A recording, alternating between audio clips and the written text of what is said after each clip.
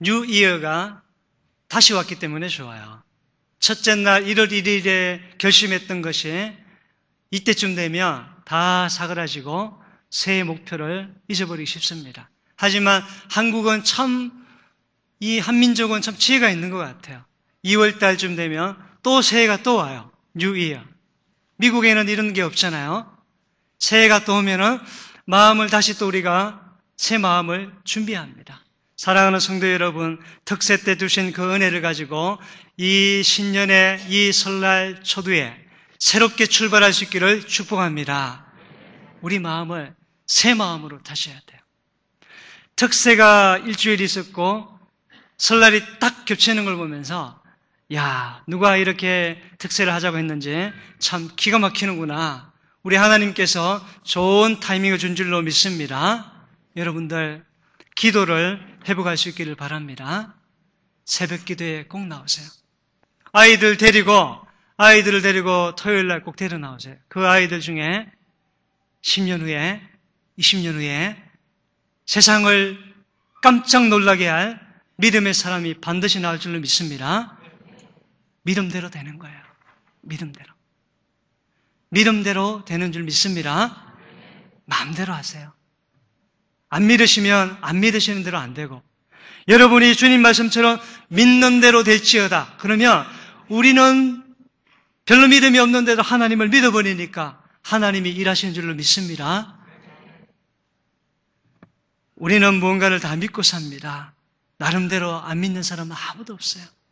무신론자조차도 그들은 나는 신이 없다고 확신해. 나는 신을 믿지 않아 라고 말하는 사람도요, 신을 믿지 않는 것을 믿고 있는 거예요. 세상에 어떤 자도 믿지 않는 자는 아무도 없어요. 나름대로 다 뭘 믿고 삽니다. 어떤 사람은 재물을 믿고 살아요. 돈이 최고인 줄 알고 살아갑니다. 그러다가 돈이 많을 때는 I 행복해, I am happy. I'm happy with money. 돈이 많기 때문에 난 행복해. 그러다가 돈이 바닥납니다. 은행 잔고에 카운터가 떨어져요. 그러면은 나는 참 불행해. 이렇게 생각합니다. 어떤 사람은요, 사람을 의지합니다. 그래서 그 사람이 나를 도와주고 인정해주면 I am happy 이렇게 얘기합니다. 그런데 그 사람의 관계가 어려워지면 I am unhappy 그래요. 여러분은 무엇을 의지하며 살고 있습니까? 지난 수십 년 동안 무엇을 믿고 달려왔나요? 내가 정말 의지하며 살아온 것이 무엇입니까? 한번 생각해 보세요. 기억에 떠올려 보십시오. 주님은 믿는다고 하는데 실상 다 드러내보면 나는 과연 무엇을 믿고 있다고 말할 수 있을까? 여러분, 한 가지를 기억하십시오. 내가 믿고 있는 그것이 내 인생을 변화시킬 만한 능력이 있습니까? 우리가 참 불행해지는 이유 가운데 하나는 내가 믿고 있는 그 믿음의 대상이 영원하지 않는다는 데 있어요. 가족들. 내가 의지하는 가족이 영원할 수 있습니까? 그럴 수 없어요.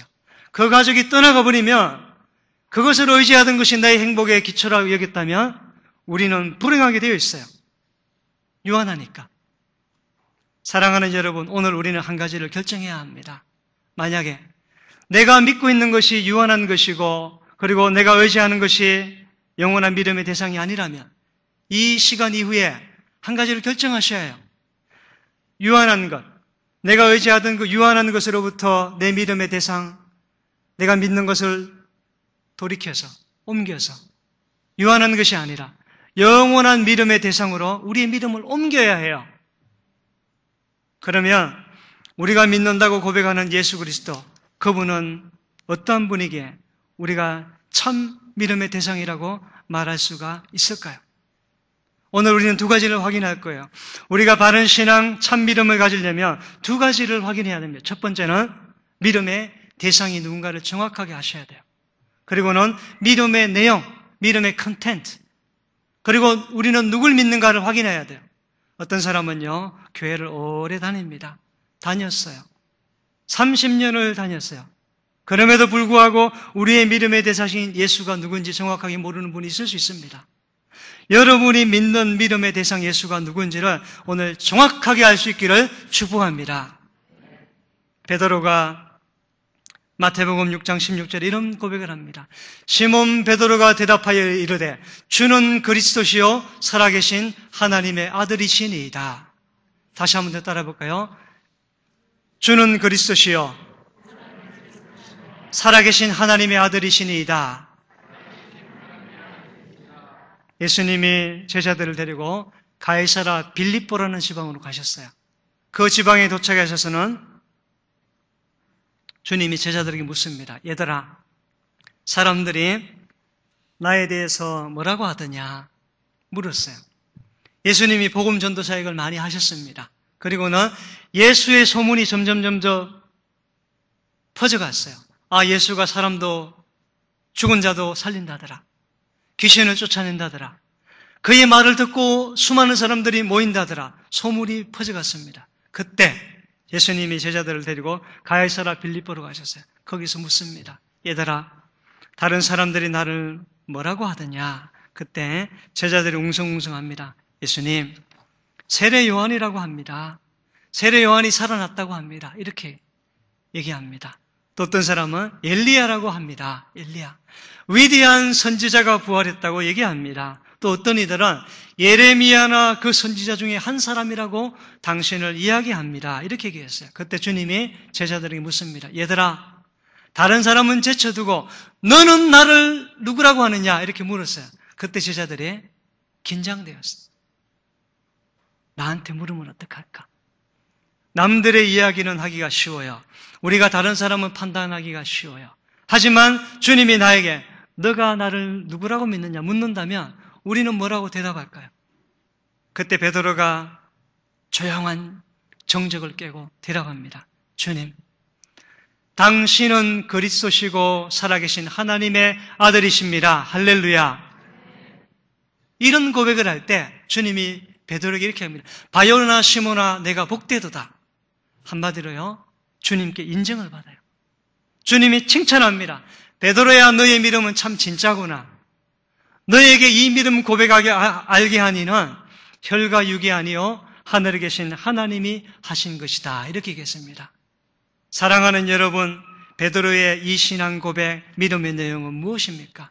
무엇이길래 도대체 주님이 너의 믿음이 복되도다 칭찬했습니까? 오늘 신년 예배드리는 사랑하는 성도들이여, 여러분 모두가 베드로와 같은 신앙 고백을 할 수 있기를 주님의 이름으로 축복합니다.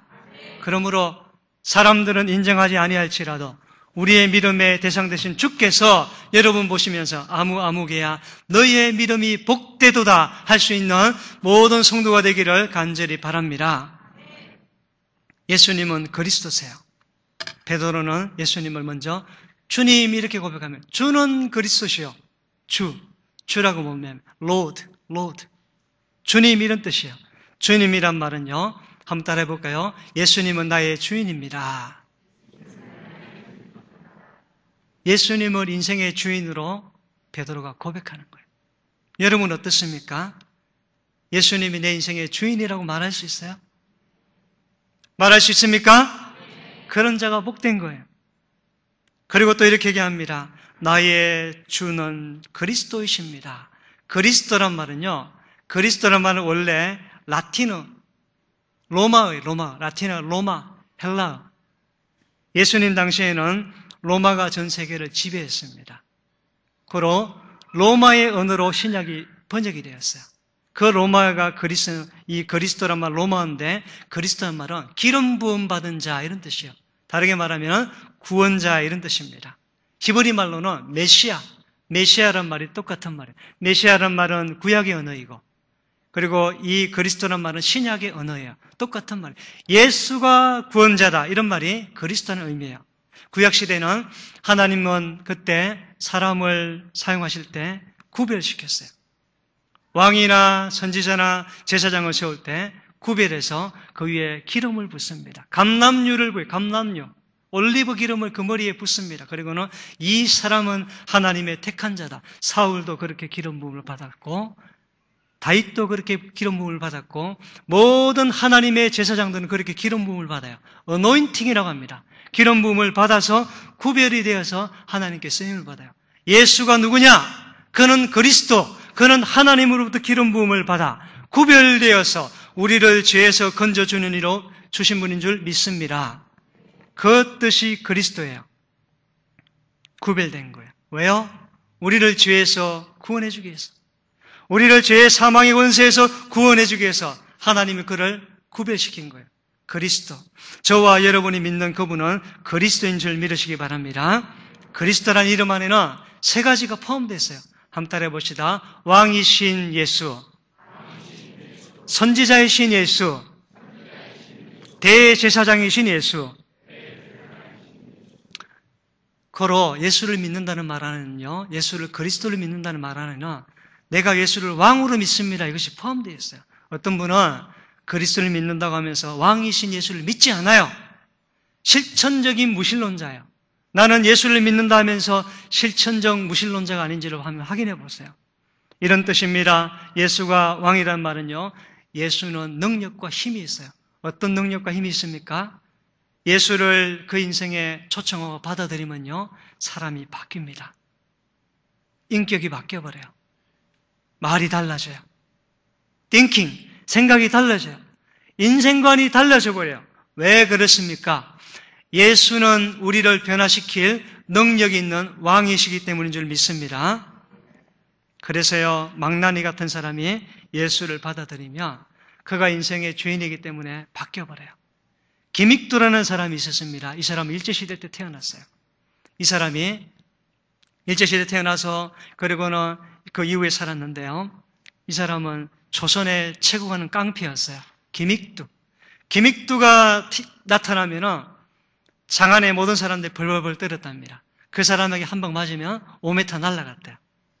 주먹이 제 머리만 합니다. 이 사람한테 걸리면은 그날 정말 재수없다 이런데 다 피해 다녀. 김익두가 어느 날 예수를 만나버렸어요. 선교사님들에게 복음을 들었던지 예수를 만났어요. 예수를 만나고 나니 이 사람이 바뀌어버렸어요. 바뀐 소문이 사람들에게 전해갔습니다. 어느 날 김익두가 바뀌었다더라. 김익두가 예수 믿은데 그 소문이 번져가서 시장통에 지나가는데 어느 날 한 사람이 테스트를 한 거예요. 김익두가 진짜 예수 믿는지 안 믿는지 테스트를 해야 되겠다. 그리고는 이 바가지에다가 겨울에 찬물을 가득 가지고 와서는 김익두가 지나갈 때 찬물을 김익두 얼굴에 확 퍼부었어요. 그리고는 막 도망간 거예요. 김익두가 가만히 있다 쫓아갔답니다. 쫓아가가지고는 그 사람 앞에 딱 가서는 주먹으로 날려버린 게 아니고 딱 그 사람 앞에 가서는 멱살을 딱 잡고는 당신, 내가 예수 믿은 것을 하나님께 감사하시오 그랬답니다. 내가 예수 안 믿었으면 당신은 오늘 여기서 죽었어 그러더랍니다. 그리고는 그 김익두가 자기의 옛사람은 죽고 거기서 돌아서서 간 거예요.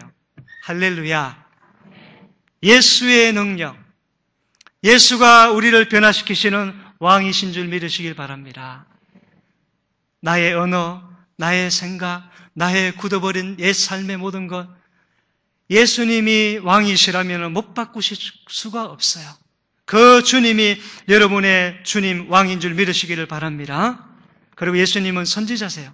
선지자란 말은 영어로 프라핏이라고 해요. 프라핏. 프라핏이란 말은 예언한다. 미래에 대해서 알려준다. 그리고 미래의 모든 것들에 대해서 하나님 뜻을 알려준다. 그런 뜻이 선지자라는 의미에 담겨 있습니다. 예수님은 선지자세요. 우리가 믿는 예수님은 하나님의 뜻과 계획과 그 마음을 그의 백성에게 알려줍니다. 구약시대 선지자들이 그 일을 했어요. 예수님은 선지자 중에 어떠미세요. 그렇기 때문에 우리의 미래에 대해서 불안할 필요가 없어요. 제가 백빈 형제 토요일 날 이제 부부가 됐습니다. 제가 면담을 했어요. 면담하면서 그랬습니다. 백빈 형제님, 신분 문제 때문에 고민이 많죠 했더니 그렇대요. 결혼을 했는데 이제 아내를 책임져야 되잖아요. 가장으로 무거운 마음의 짐이 있을 거라고요. 그때 제가 얘기했습니다. 예수를 진정으로 믿습니까? 하니까 믿는데요. 서울에 있을 때 조영기 목사님 순복음교회를 갔을 때 요한복음 3장 16절 말씀을 들었대요. 주 예수를 믿어라. 예수를 믿어라. 예수를 믿으면 구원이 있다고. 그 말을 받아들였대요. 그 말을 받아들였대요. 예수를 믿으면 구원받는다는 말을 받아들였대요. 그러면 그것을 지금도 믿습니까? 했더니 지금도 믿는데요. 아, 그러면 당신은 예수를 믿는군요. 그러면 그 예수님을 왕으로 모시고 주인으로 모시고 사십시오. 그러면 어떤 인생의 풍랑의 위기가 와도 주님이 당신과 당신의 가정을 인도하실 것입니다. 했더니 아멘 하더라고요. 사랑하는 성도 여러분, 여러분의 인생도 이 왕 되신 예수, 선지자 되신 예수께 맡기면 하나님이 우리의 미래를 책임질 줄로 믿는 것입니다. 미래. 우리는 미래를 많이 걱정해요. 저도 한때는 미래를 참 많이 걱정했습니다. 공부를 좀 더 많이 하고 싶고, 좀 더 잘나고 싶고, 어떻게 준비하면 잘할까? 그러다가 예수를 점점 알면서 제가 이제는 다 버리기로 했어요. 버리자. 하나님이 우리 미래를 다 하시고 최고로 베스트로 인도하신다면 내 거를 내려놓아야 되겠다. 내려놓지 않는다면 하나님이 주시는 하나님이 최고의 선물을 받을 수가 없겠다. 사랑하는 성도 여러분, 여러분의 미래를 하나님이 가장 잘 아심을 믿으시기를 바랍니다. 그 주님을 의지하는 것이 선지자 되신 그리스도를 의지하는 것이에요. 이 주님은 지금도 살아계신 줄로 믿습니다. 과거의 주님만 아니에요. 지금도 우리를 인도하시는 분, 우리를 리딩하는 분이에요. 자, 그리고 그리스도 예수는 또 어떤 분이에요? 그분은 한번 따라해 봅시다. 영원한 제사장이십니다.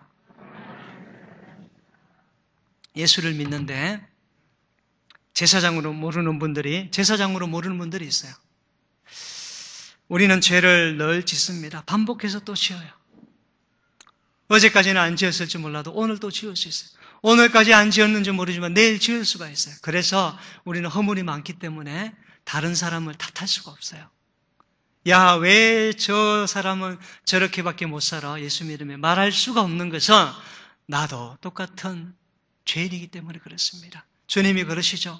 사랑하는 자야, 남에 있는 티를 보지 말고 너의 눈에 있는 덜보를 보라. 덜보란 말은 큰 나무 기둥과 같은 것을 말해요.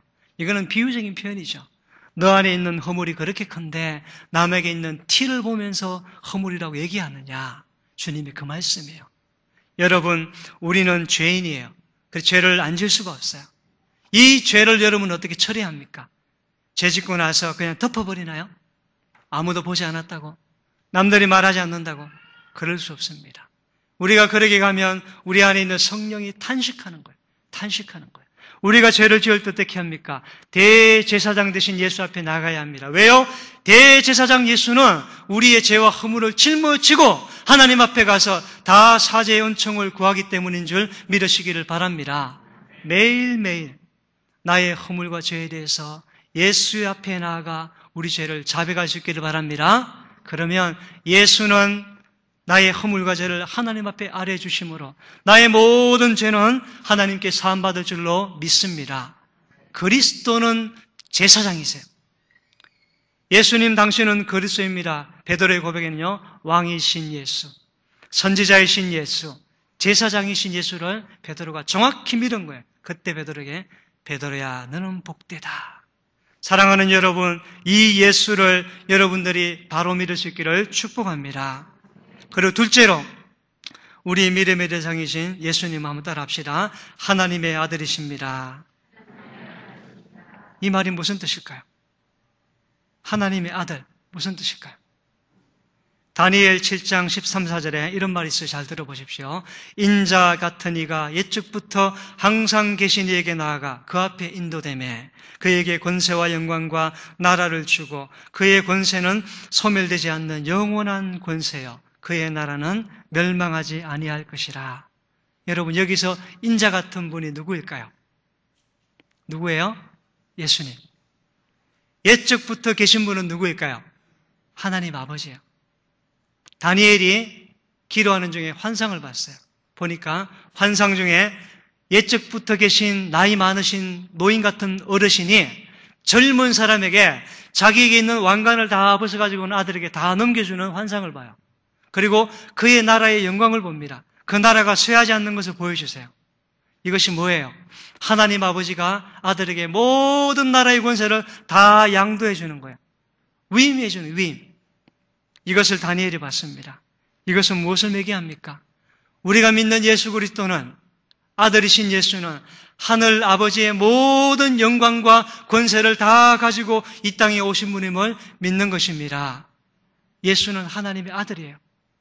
삼성에 이건희 회장이 있습니다. 이건희 회장이 아들에게 모든 경영권을 넘겨주려고 지금 성계 작업을 하고 있어요. 어느 시점이 되면 이건희 회장이 그 아들에게 모든 걸 다 넘겨줄 겁니다. 그러나 아직은 다 넘겨주지 않았어요. 어느 날 아들에게 다 이제 패스 오버 다 넘겨준단 말이에요. 그러면 아들의 권세와 권위는 누구 것과 똑같아요? 아버지와 똑같아요. 여기서 같다는 말은 요한복음 10장 30절에 나와 아버지는 하나다. 원이란 말이 아니고 the same 이런 뜻이에요. 아버지와 나는 하나다. the same. 그 말은요, 아버지의 권세와 능력이 나의 권세와 능력과 똑같다 이런 말이에요. 사랑하는 여러분, 하나님의 아들을 믿는 것이 그러므로 하나님을 믿는 것임을 믿으시기를 바랍니다. 우리는 예수를 하나님의 아들로 믿어야 해요. 그 아들 안에 하나님은 그의 모든 권세와 능력을 다 이양했어요. 이 아들을 믿어야 구원을 주겠다고 하나님이 약속하신 거예요. 그래서 우리는 예수님을 하나님의 아들로 믿는 것입니다. 여러분 모두가 이 아들을 믿음으로 하나님의 권세와 능력을 부여받는 모든 성도가 되기를 주님의 이름으로 축복합니다. 그리고요, 예수는 또 어떤 분이에요?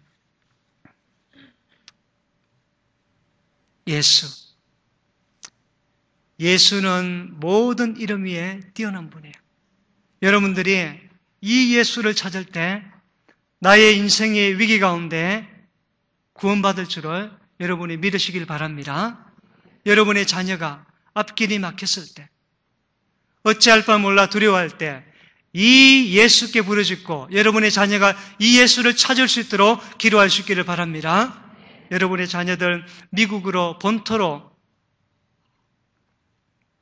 유학을 보내기 원하는 분들이 많으실 거예요. 또 어떤 분들은 한국으로 보내는 걸 봤습니다. 어디에 보낸들 그 자녀를 누가 보호해 주겠습니까? 여러분들이 미국에 간 딸 한 달에 한 번씩 찾아가서 비행기 타고 가서 자녀를 챙겨줄 수 있겠습니까? 한국에 간 자녀들 여러분들이 매일 전화하면서 산다고 그 자녀를 보호할 수 있겠어요? 사랑하는 성도들이여, 우리 그리스도신 주님은 왕 되시고 지금도 살아계시고 선지자시고 대제사장이시기에 그분의 손에 우리 자녀를 맡겨드립시다. 그러면 주님이 붙잡아 주시면 우리 자녀가 보호받고 그의 미래도 보장될 줄로 믿는 것입니다. 그 주님 우리는 따라가야 돼요. 사랑하는 여러분, 우리가 이 주님을 믿고 따라갈 때 우리는 달라지는 거예요. 달라지는 거예요. 우리는 이 예수님을 믿는 거예요. 이 예수님을. 이 대상을 믿는 거예요. 그냥 교회 나오면은 좀 위로를 주겠지. 내 마음이 슬픈데 교회 가면 위로해 주겠지. 우리가 믿는 기독교는 그 정도가 아닙니다. 우리 예수는 우리 인생을 송두리째로 변화시킬 수 있는 분이고 우리 인생 전체를, 미래를 인도할 수 있는 분임을 믿으시기를 바랍니다. 예수를 단순하게 나를 위로해 주는 분 정도로 믿는다면 그 사람은 아직도 예수를 모르는 거예요. 그리고 우리는 예수를 또 어떤 예수를 믿는다 할 때는 그 믿음의 내용이 뭡니까? 첫 번째로는 한번 따라해 봅시다. 십자가를 믿어야 합니다. 로마서 10장 9절에 이런 말씀이 있어요. 잘 들어보셔요. 내가 만일 내 입으로 예수를 주로 시인하며 또 하나님께서 그를 죽은 자 가운데서 살리신 것을 내 마음에 믿으면 구원을 얻으리라. 우리는 예수의 십자가를 믿습니다. 여러분들이 예수의 십자가를 믿습니까? 어떤 분은 이렇게 얘기해요. 목사님, 나는 십자가가 필요 없는데요. 왜요? 물으면 나는 죄인이 아닙니다. 그래요. 자기는 죄를 짓지 않는데요. 여러분에게 제가 묻습니다. 여러분은 죄인이 아닙니까? 죄인입니까? 죄인이 아닌 분이 있어요? 그런 분이 있다면 잘 들으셔야 돼요.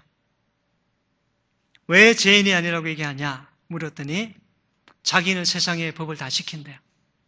교통법규도 지키고 세금도 제대로 내고 다른 사람에게 피해 안 준다는 거예요. 그래서 자기는 죄인이 아니라고 해요. 사회 법을 따라서는 그렇게 말할 수 있을지 몰라요. 하지만 적어도 그가 하나님을 인정하는 자라면 그는 한 가지를 기억해야 합니다. 하나님은 우리에게 어떤 것을 죄라고 얘기합니까? 성경은요, 형제를 미워하는 것도 죄다 그래요. 여러분, 형제를 판단한 적이 없습니까? 형제에 대해서 라가란 말은요, 미련한 놈이란 뜻이에요. 다 예수 믿지만 판단하는 겁니다. 너는 나보다 믿음이 없어. 너는 왜 그렇게 살아? 이렇게 생각하는 것조차 성경은 죄다 이렇게 얘기하는 거예요. 하루에 한 번 그렇게 판단한다면 1년이면 몇 번입니까? 365번. 어떻게 죄인이 아니라고 말할 수 있어요? 그래서 성경은 말하기를요, 성경은 죄를 관계적인 면을 죄라고 합니다. 하나님과 나의 관계에서 막히는 것이 있다면 그걸 죄라고 그래요. 원래 죄라는 말은요, 하마르티아 이런 뜻입니다. 죄. 그 말은 어떤 궁수가 화살을 쏘는 사람이 화살을 당겨서 관역을 향해 쏩니다. 관역을 향해 날아가다가 도착하지 못하고 떨어질 때 그것을 하마르티아 그렇게 얘기해요. 이 말은요, 하나님의 목적에 도달하지 못하는 모든 것들은 죄다 이렇게 얘기해요. 그리고 하나님의 목적과 다른 것, 하나님의 뜻과 다른 것, 나의 생각들을 다 죄다 이렇게 얘기하는 거예요. 그러니 여러분, 오늘 우리는 적어도 이렇게 생각해야 되는 것입니다. 나는 죄인이구나. 나는 죄인이구나. 로마서 3장 10절에 이런 말씀이 있습니다.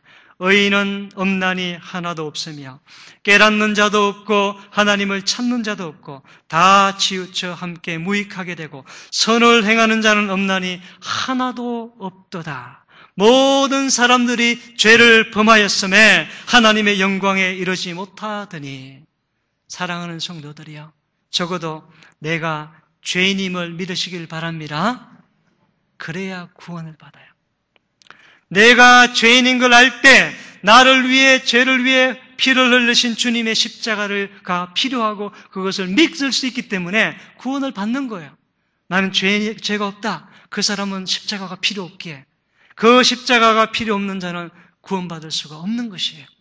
사랑하는 여러분, 이 십자가를 믿을 수 있기를 바랍니다. 그리고 우리는 또 무슨 내용을 믿습니까? 그것은 부활이에요. 부활. 예수님의 부활은 2000년 전에만 유효한 것인가요? 어떤 사람은요, 부활을 믿지 않아요. 일본에 우츠무라 간조라는 아주 유명한 사람이 있었어요. 이 사람이 예수를 믿긴 믿었어요. 근데 이분은 십자가는 믿었는데 부활을 믿지 않았어요. 부활을 이렇게 이해했습니다. 부활이란 예수의 사상, 예수가 한 말을 잘 실천하고 따라가는 것이 부활이다. 그렇게 그는 이야기했어요. 그에게는 제자들이 많았습니다. 제자들도 그렇게 따라갔어요. 삶에서 예수의 사상을 실천하는 것이 부활이다. 함석헌 씨도 그렇게 믿었어요. 지성인들이 그렇게 믿길 좋아해요. 그러나 여러분, 성경의 사복음서를 다 찾아보세요. 예수는 3일 만에 부활한 줄로 믿습니다.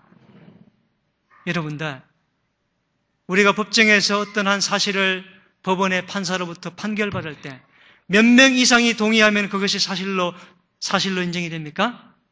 2명 이상. 최소한 2명 이상이 내가 그것을 봤소 하면은 사실로 인정을 받아요. 예수님이 부활하고 난 이후에 베드로와 제자들뿐 아니라 12제자와 몇 명에게 나타났습니까? 500여 형제에게 나타났어요. 그 말은요, 예수님의 부활이 사실임을 성경이 증명하는 거예요. 여러분, 우리가 믿는 예수님의 부활은 사실임을 믿으시기를 바랍니다. 그 부활을 믿으셔야 돼요. 부활은 옛날에 주님이 돌아가셨다가 살아나신 그때만 유효한가요? 지금은 우리에게는 전혀 역사함이 없는 것인가요? 구약의 아브라함이 부활의 신앙이 있었어요. 여러분, 아브라함은 언제 시대 사람입니까? 예수님이 태어나기 전의 사람이에요. 그는 예수님의 부활을 본 적이 없어요. 그러나 우리는 예수님이 돌아가시고 부활한 이후의 세대 사람이기 때문에 우리는 부활의 진리를 성경을 통해서 보고 믿습니다. 그러나 우리에게는 부활에 대한 믿음이 없고 아브라함은 부활에 대한 믿음이 있었어요. 이렇습니다.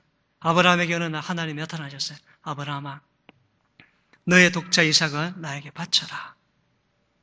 100세에 얻은 아들을 바치라는 거예요. 우리 중에 아마 나의 무남 동료의 딸이 있는데 어느 날 하나님이 아무개야, 너의 딸을 아프리카의 어느 선교사님께 보내라. 그러면 내가 책임지고 그 아이의 미래를 준비하고 하겠다 하면 여러분 중에 보낼 사람이 있겠습니까? 보낼 수 있겠어요? 전기로 잘 안 들어오고 공부를 어떻게 시켜야 될지도 모르고 신변도 불안한데 쉽지 않아요. 아마 그런 얘기를 하나님 얘기하셨더라면 그 들은 성도가 그 다음 날부터 새벽 기도에 안 나올지 몰라요. 또 더 강하게 얘기하실까 봐. 사랑하는 여러분, 아브라함이 그 얘기를 듣고는 고민을 많이 하다가 어느 날 마음에 결심을 합니다. 그리고는 와이프에게 얘기도 안 해요. 아들을 데리고 아들에게 장작더미를 쥐게 하고 둘이 모리아산 올라갑니다. 그리고는 모리아산에 다 도달했을 때쯤에 아들이 물어요. 아버지, 장작도 있고 모든 게 준비됐는데 어린 양이 어디 있습니까? 기가 막히는 묻는 거예요. 어린 양은 바로 너다. 이 말을 아버지가 못하는 거예요. 그리고 모리아산에 도착했습니다. 아들의 그 장작을 다 펼쳐놓고 쌓아놓고는 그때 아버지가 아들을 손을 묶어요. 발을 묶어요. 아들을 그 위에 단에 올려놓습니다. 여러분 생각해 보세요. 우리 중고등부 아이들도 생각해 봐요. 이삭은 적어도 15살 정도가 됐을 거야. 15살 정도면 힘이 있어요. 아버지를 대항할 힘이 있는데 아들이 묶여서는 그냥 올라가요. 도망가지를 않아. 참 이해할 수 없는 장면이에요. 그리고 그 아들을 죽이려는 아버지도 우리는 도저히 이해 못합니다. 그 아들 그 위에 올려놔요. 쇼하는 게 아니에요. 그리고는 올려놓고는 자기가 가져왔던 칼을 가지고는 칼을 빼들고는 아이에게 목을 향해 내리치려고 합니다. 그 순간에 하나님이 아브라함아 아브라함아 아브라함을 3번을 불러요. 왜 성경이 그렇게 얘기하냐면 하나님이 급하신 거예요. 1초만 늦으면 아이의 목숨이 끊어지니까. 그때 하나님이 아브라함아 이제 됐다. 내가 너의 믿음을 받노라. 할렐루야. 히브리서 기자는 이렇게 말합니다. 아브라함은 그 아들이 죽을지라도 그 아들이 목숨이 끊어져 죽을지라도 하나님이 죽은 아들을 살려줄 줄로 믿은 것입니다. 부활의 믿음이 있었던 거예요. 사랑하는 성도들이여, 여러분의 삶의 공고함이 무엇입니까? 아픔이 무엇입니까? 넘어가야 하는데 늘 걸림돌이 되는 것이 무엇입니까?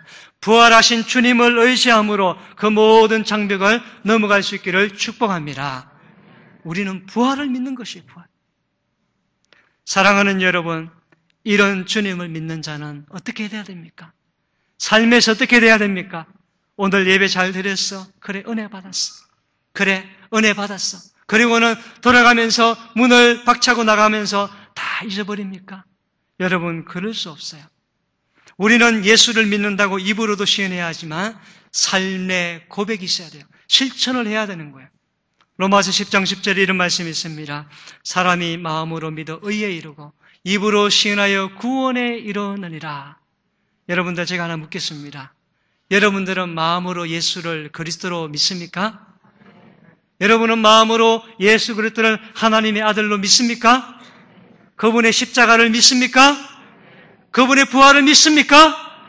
그렇다면 적어도 우리가 이런 고백을 했다면 교회의 문을 박차고 나가서 나의 사업터에서 그 자리에도 예수가 계신 줄 믿으시기를 바랍니다. 그 자리에서 이제 말이 달라져야 돼요. 우리의 언어가 달라져야 돼요. 우리의 언어가 달라질 줄로 믿습니다. 그때 예수는 우리의 왕이 되어 일하실 줄로 믿습니다. 그때 예수는 우리의 불안한 미래에 대해서 선지자가 되어 새벽마다 기도할 때 아무개야 염려하지 마라. 내가 너희의 미래를 보장한다. 이런 음성이 우리에게 들릴 것입니다. 사랑하는 여러분, 입술로만 말하지 마십시오. 입술로만 말하지 마세요. 세상에 너무나 많은 사람들이 우리의 입술의 말 때문에, 말로 하는 그 말 때문에 세상에 수많은 사람들이 교회를 손가락질합니다. 너희가 예수를 믿는다고? 그래. 나하고 다른 게 하나도 없네. 나하고 다른 게 없어. 나하고 다른 게 있다면 나도 교회를 한번 나가볼 텐데. 사랑하는 여러분, 이것은 기가 막힌 이야기예요. 기가 막힌 이야기예요. 우리 주님이 나를 구원하기 위해서 십자가에 달려서 모든 피와 물까지 쏟아서 나를 구원하셨는데 예수의 이름이 세상에서 조롱을 당하고 있는 거예요. 사랑하는 여러분, 이제는 말로만 예수를 믿지 마시기 바랍니다. 이 예수의 이 복음을 꼭 실천할 수 있기를 바랍니다. 손해볼 각오를 하세요. 예수를 왕으로 믿는다 하면서, 예수를 그리스도로 믿는다 하면서 손해보지 않으려고 바둥바둥 치는 자, 그는 아직도 예수를 왕으로 모르는 자예요. 예수를 위해서 욕먹을 각오를 하셔야 돼요. 여러분, 예수를 위해서 언제 한번 욕먹어 보셨나요? 예수 때문에 뺨을 맞지는 아니할지라도 욕 한번 드셔보셨나요? 그런 자는 예수의 흔적을 가진 자예요. 사랑하는 여러분, 오늘 말씀을 마무리합니다. 우리가 예수를 진실로 믿을 때 우리 예수님이 우리의 삶을 변화시켜 줄 줄로 믿습니다. 우리를 책임져 줄 거예요. 우리 교회의 앞길도 열어줄 줄로 믿습니다. 염려하지 마세요. 환경을 보지 마세요, 여러분. 재정이 없다고요? 하나님이 쏟아부어 줄 줄로 믿습니다. 믿음이 있는 자가 일을 하는 거예요. 예수를 믿는 자. 저와 여러분 모두가 예수를 그렇게 밀어서 나를 주님이 언제 부를지 모르지만 부르기 전까지 주님의 손에 꼭 붙잡혀서 쓰임받을 수 있기를 주님의 이름으로 축복합니다. 우리 가슴에 한번 손 얹고 기도합시다. 기도할 때 회개의 기도를 합시다. 주님을 제가 한 믿었네요. 예수님을 제가 제대로 믿지 않았네요. 나를 용서해달라고, 나를 불쌍히 여겨달라고. 주님, 나에게 바른 참된 믿음을 주십시오. 나를 불쌍히 여겨달라고. 여러분, 우리 인생은 한 번뿐이에요. 김 목사도 한 번뿐이고 장로님들도 한 번뿐이시고 우리 아이들도 한 번뿐이에요. 주님 부르면 the end예요. 끝이에요. never come back이에요. 돌아올 수가 없어요. 우리의 인생을 헛된 데에 드리지 맙시다. 왕이신 주님께 드립시다. 그리고 고백합시다. 도와주세요. 나를 도와주십시오. 믿음으로 살게 도와달라고 통성으로 한 2분만 기도합시다. 기도하시겠습니다.